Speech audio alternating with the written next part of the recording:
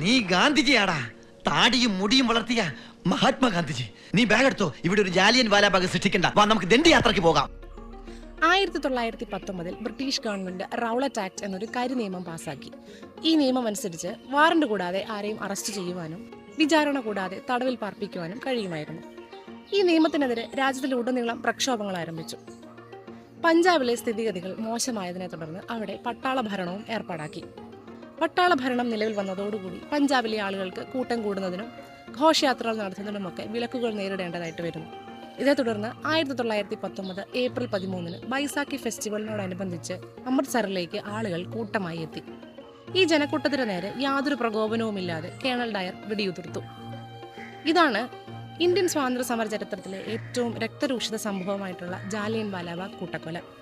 British സർക്കാരിന്റെ ഔദ്യോഗിക രേഖകൾ അനുസരിച്ച് 100-ലധികം ആളുകൾക്കാണ് ഈ കൂട്ടക്കൊലയിൽ ജീവൻ നഷ്ടമായിട്ടുള്ളത്.